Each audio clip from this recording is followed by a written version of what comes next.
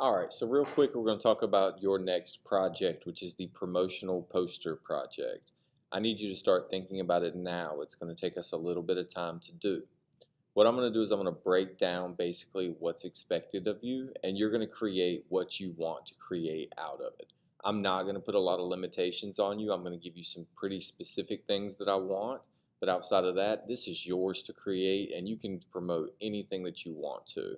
So real quick, before we begin, I'm going to run through the breakdown of what's expected. So let me move this over. First, you're going to choose a promotional event. So it has to be an event that people go to. It has to be somewhere that people go. You have to buy a ticket. You have to walk in the door at a specific time. There has to be a large crowd of people there type deal. In order for this to work, it has to be an event that people go to and they pay for. Um, this is to promote absolutely anything that you want, whether it be a show, a concert, a big movie premiere, or a sneaker con, or whatever it is you're looking to design for, whatever you're into. This is a good time to show me what you're into and what you're about. Your ad should include the name of the event, so if it's SneakerCon, SneakerCon, a time, date, location, cost, and any contact information that may be needed. These are points that I'm going to grade off of. You need to have these. Techniques in Photoshop.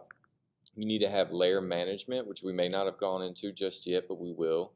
Layer masks, type tools, blend modes, adjustment layers, and layer styles. All of this we covered in the first crash course, so I know you know all of this. We've beat it up a little bit since then. Your file size needs to be pretty specific when you're making the document. Just make sure you're following those exact specifications. To show you a couple of examples that students have made over the years, let me shrink out of that. Here you can see an Apex Legends competition. So this is a competition that people would go to. You'll see the time, date, location.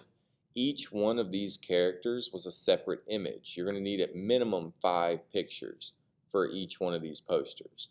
You're going to create 3 rough drafts. So 3 rough ones that have a few images on it. You're going to choose your best one, and that's the one you're going to spend extra time on. So there was 2 other posters similar to this.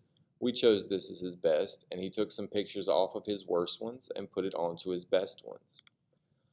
This Comic-Con convention, you can see she's taken out a bunch of different characters, photoshopped them out of their backgrounds, added some colors and effects to them, added text on top of what it is.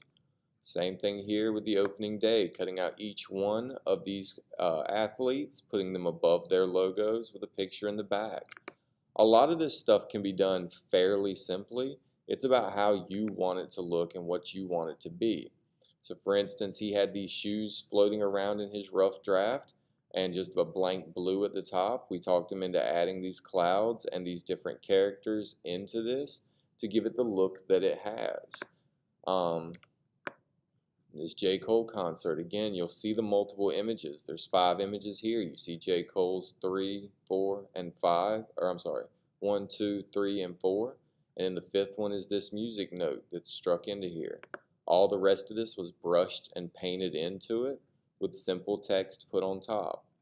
Be careful, because I do not grade on whether something's pretty or not. This is a pretty poster, don't get me wrong. But if they're missing information, which I'm sure this one is looking at it, then they're losing points off the top. Even if it doesn't look as good as the other ones, if it's got all that information and all those techniques on it, then it's going to be a good grade. So you need to pay specific attention to what should be included.